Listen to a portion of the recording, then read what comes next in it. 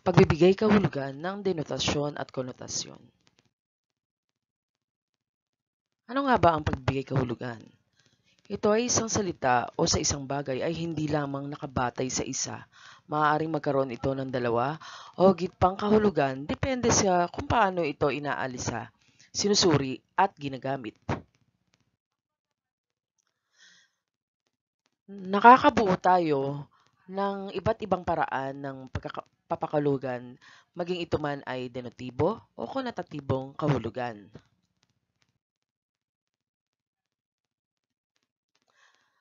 Ano nga ba ang kahulugan ng konotasyon?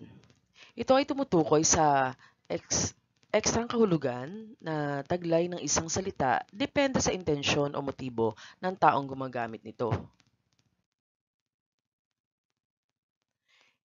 Ito rin ang pagpapakahulugan ng mga salita, parirala o pangusap na hindi tuwiran.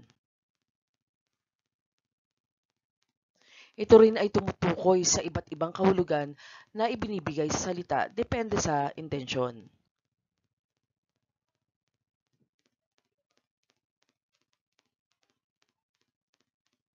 Narito ang mga halimbawa ng konotasyon.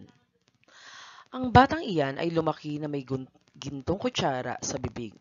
Ano ang kahulugan ng gintong kutsara? Ang ibig sabihin nito, mayaman at maraming pera. Ano naman ang ibig sabihin ng denotasyon?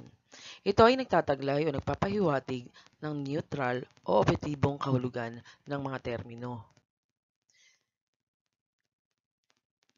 Ito rin ay tawag sa kahulugang hinango sa diksyonaryo na ginagamit sa pinakasimpleng pakay.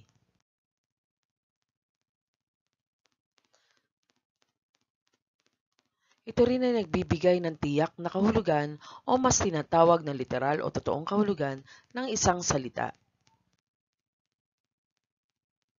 Narito ang mga halimbawa ng denotasyon.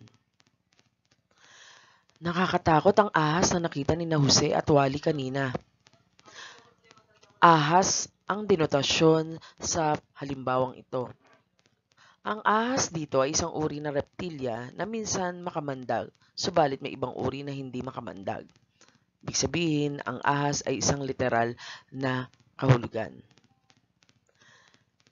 Naway naiintindihan ninyo ang denotasyon at konotasyon na pagbibigay pakahulugan.